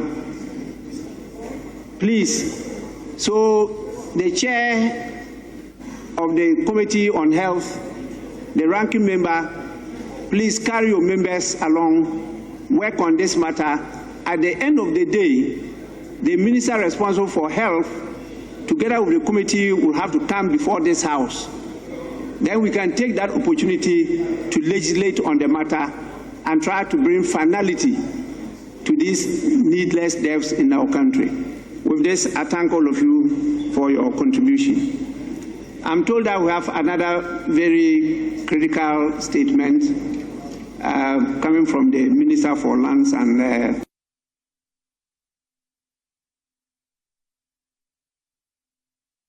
All right, you're still watching the polls here on Joy News, and just from Parliament is the Speaker of the House and also the MPs in the House debating. You do recall the gentleman who was allegedly hit and run and was refused health care. They're debating that particular subject in the House right now. Let's take you back to Parliament to continue with the proceedings. Unfortunately, we lost the feed to Parliament, but when we do get it, we return back to the House for more. In the meantime, though, the General Secretary of the Ghana Medical Association, Dr. Richard Salome, has warned that there is a stark gap between Ghana's emergency healthcare policies and what occurs in practice, describing the system as dangerously fragmented and in urgent need of reform. Speaking on Joy FM's Super Morning Show, Dr. Salome said that although policy documents outline clear standards for accident and emergency services, the reality in many hospitals falls short. There is always a translation from policy into reality. Okay. And Ghana has many beautiful policies and guidelines that, if implemented, we should not be cyclically discussing this matter of no-bed syndrome and emergency, lapses in emergency care, and losing lives, productive lives unwarrantedly. And so the truth is that what you have read, you can do a survey by yourself and go to the facility and find out how many facilities have these in place and how many facilities even have standby oxygen in place and have the necessary professionals to ensure that they use these equipment logistics to be able to do the work that we have. How many emergency physicians that we have, and the various things that you've talked about. There is a real problem, and I think what is important now is to have a concerted effort. The public, the health system itself, and all other actors, including you journalists. Beyond infrastructure and logistics, he cited demotivated staff and poor health-seeking behavior among sections of the public as contributing factors. You have an emergency system where there's a challenge with logistics. You have National Ambulance Service on the call. I am sure he will tell you the challenges of the operation, the number of ambulances that are available within the system, the issues of fuel where we have to sometimes have banters with them, argue for hours trying to raise funds to pay people's bills so that they'll be able to be transported from one facility to the other. A disjointed emergency response system where moving from one facility and there's no centralized point where we can know how many beds are available and where the patient for what service. Any real capacity system that can tell us this. There's also poor ambulance hospital coordination. And then, of course, when it comes to referrals, there's a big challenge in the full cycle referral system where a patient moves from point A, the next hospital they go to knows that they are coming and prepare for them. And then also at the receiving point when they cannot receive this patient for some reason, how this is handled. Wow. There are multiple facets to this issue. There's also the challenge of dumping. And then those that no matter how many beds we provide in Kolebu, if all the periphery are dumping into Kolebu and are not strengthened, vital signs also. Kolebu will always have no bed. Ridge will always have no bed. Konfanoche will always have no bed. Yeah. Still on health, management of the Kolebu Teaching Hospital has interdicted 2 doctors and 2 nurses in connection with the alleged refusal to provide emergency treatment to a road accident victim who later died of his injuries after being turned away from 3 hospitals while on an ambulance. The decision was contained in a statement issued by the hospital on Monday after public outrage over reports that the victim was turned away despite being in critical condition. Well, the hospital indicated that the staff members have been temporarily relieved of their duties pending investigations. We thought he was missing, so we looked for him, we reported to the police, They also did their part to search for him until Nima police station called that there was an accident, that we need to identify someone. The age is 48, but let's go and have a look. We went to the Kulebu mortuary, and here he was, child victor. Until later on, we realized, National Ambulance picked him up and went to 3 facilities, close to 3 hours, and nobody saw him. So I was like, wow, I know that we have a lot of issues in the healthcare system that we'll have to address. But I was still heartbroken, and I'm still heartbroken. I'm smiling, but my heart is heavy. Yeah. But we're hoping that things will change. I was following, think that we would have to equip all the other small facilities to be able to handle emergencies like this, give first aid and all that. So we are hopeful that the government would come in to help the healthcare system and strengthen the healthcare system. I think a couple of people spoke to me, and I was like, it won't bring back Charles. Charles is gone. And at least it's a step that we have taken. But the bigger issue is there that we would have to handle. But Charles is gone. We are still sad, though. Preparations are underway. Womasidol Ghana is helping us with the preparations and all that. They are very supportive. And we are 90% ready for the funeral on Friday at the Methodist Church Ghana at the Interhouse and Down. Want us to remember him as a strong, resilient young man, ready to fix and dismantle and make things right.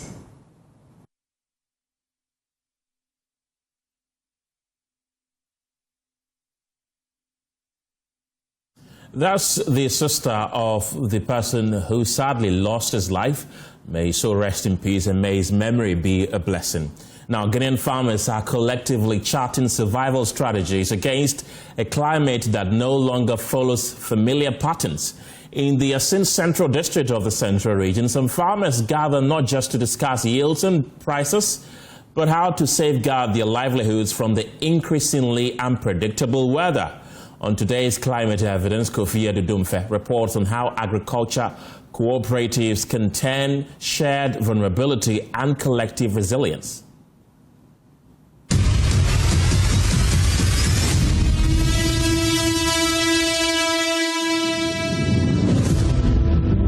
The critical challenge is a climatic change. That is the most critical challenge we had. Samuel Toby owns a 17-acre cocoa farm bordering a forest reserve. In good years, his farm produces about 300 bags of cocoa, enough to support his household. After more than 20 years in cocoa production, he says farming has remained his economic backbone. Yet, climate change now poses the greatest threat to that stability. When we start planting cocoa, we started somewhere from March. That is where you need to plant the cocoa. It meets with a dry season. If you are not lucky, the cocoa can die. So that is why when you are doing such a business, you need to nurse another cocoa in the farm. So supposing this one dies, then you have to replace it immediately. So it is a climatic change that is our main problem in the cocoa farming. Across Ghana, climate variability is rewriting the rules of farming. According to the Ghana Meteorological Agency, average temperatures have increased by about 1 degree Celsius over the past 30 years, while rainfall has become increasingly erratic. The World Bank estimates that climate change could reduce Ghana's agricultural productivity by up to 7% by 2050 if adaptation measures are not scaled up. This poses a direct threat to smallholder farmers. Dr. Victor Owusu, a senior lecturer at the University of Education, Winneba, whose research focuses on agrarian food systems and livelihood resilience, describes climate change as a planning nightmare for farmers. Predicting the onset of the rainfall is becoming difficult, and intermittently, temperatures are also very high. So making planning for farming activities very difficult. And this is where the local cooperatives comes in. Agricultural cooperatives are emerging as a quiet but powerful force in Ghana's climate response. Once viewed primarily as vehicles for market access and bargaining power, cooperatives are increasingly functioning as hubs for climate-smart agriculture, information sharing, and risk management. In Asenfosu, change began with targeted training sessions supported by the Ministry of Food and Agriculture, the Ghana Cocoa Board, and local NGOs. Farmers were introduced to climate-smart agriculture practices such as mulching, crop rotation, shade tree integration, improved seed selection, composting, and rainwater harvesting. Abdul Rahman Ayitu Tete, the Pruning, Irrigation, and Cocoa Management System Coordinator at the Cocoa Health and Extension Division of Cocoa Board, describes cooperatives as essential allies in reaching farmers efficiently. The climate has changed due to the weather and then everything. It is reducing production and then even affecting our well-being. So we have to manage the system. We have to get plants that can withstand disease, pests, and then even plant more trees so that the direct sunlight, it can protect. Cocoa is a tree that naturally like shade. So without the shade, the cocoa tree will not do well. So we encourage them to do more planting and to stop destroying the already existing plants. And then two, they should not do more new farms, but the ones that they have, we should rather maintain it so that we can maximize production from the farm. The Asenfosu Cooperative has 72 active members, meeting monthly to review production data, welfare concerns, and business performance. Special farmer business schools provide hands-on training in climate-smart practices. We advise. You see, normally, we told them cutting down of trees is affecting our cocoa. When you are farmer, you say, oh, this is my farm, this tree is planted by myself, so that I use it to plant, you are destroying the cocoa. So we advise that the benefit that we had from planting trees in the farm, providing shade, supporting the climate for the cocoa. Cocoa needs a good shade and rainfall. Experts say cooperatives are central to scaling climate adaptation across the country. According to Dr. Victor Owusu, for decades, agricultural governance in Ghana has largely followed a top-down model, limiting local participation in policy design and implementation. We've realized that the top-down approach towards dissemination of information such as climate change, availability of subsidies for farmers, including fishers, there is a big gap, communication gap, and most of the information or the intended materials do not get to the people who are supposed to be using this information and other materials for their work, to benefit their welfare. So gradually, we are moving towards a bottom-up approach where government and other agencies are now recognizing the importance of empowering local cooperatives to also be actively involved in the management and governance of our agriculture food value chains. Ghana's updated nationally determined contributions and the climate resilience and green economy strategy explicitly recognize farmer-based organizations as key actors in adaptation and mitigation efforts. However, challenges remain. Access to climate finance, long-term technical support, and research partnerships continue to constrain cooperative growth. Dr. Owusu says empowering farmer-based organizations and local cooperatives will get them all involved in the management of the food value chain, especially in taking interest in climate change and its ramifications on the local agriculture sector. Agriculture sector or the primary sector is directly under the mercy of climate change because you talk about farming, they depend on the mercies of the weather, the rainfall, and the temperature. You talk about the fishing, it's also the same. So information dissemination is very important when we're talking about climate change and climate information, so that these farmers will be able to use this information for their planting season and other relevant, important information that will help them to sustain their various businesses. Back in Asinfosu, farmers are determined to keep production going irrespective of the weather. At times, farmers lose hope about the pruning, the massive pruning, the irrigations, and others. It also help a lot. So we benefit from it. As climate change tightens its grip on Ghana's food systems, one lesson is becoming increasingly clear. Resilience is not built solely through technology or central policies, but through empowered communities working collectively. Kofi Edudomfe reporting for Climate Evidence. This story is brought to you by Joy News in partnership with CDKN Ghana, University of Ghana Center for Climate Change and Sustainability Studies, with funding from Claire R4I Opportunities Fund.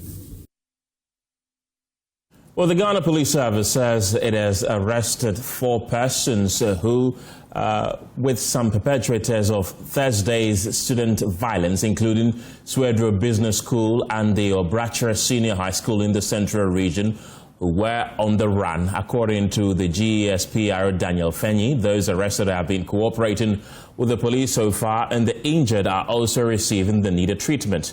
On your screen now are excerpts of that particular statement. And this is following an engagement between the Director General of the CID, Lydia Yako Donko, and management of the Swedru School of Business on the 23rd of February 2026 at about 9 p.m. of the same day. The authorities of Swedru School of Business brought to the Swedru Divisional Police Command 3 suspects or students in the aforementioned school. Joseph Amo, 20 years, Benedict Apia, 18 years, and Bilal Mahmoud, 18 years. The statement concludes by saying that the suspects were arrested and will be put before court. The Central Regional Police Command wishes to once again condemn the conduct of the students involved and urge the public, especially students, against engaging in acts of violence. That's the statement that have been released to confirm the arrest of 3 students.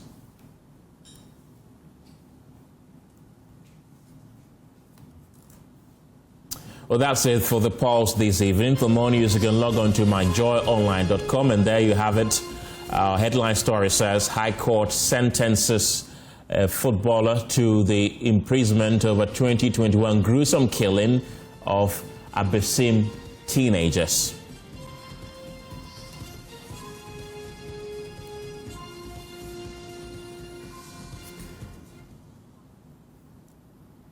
That's it for now. The news team returns at 7 p.m. with News Prime. My name is Kenneth. Jesse, have a good evening.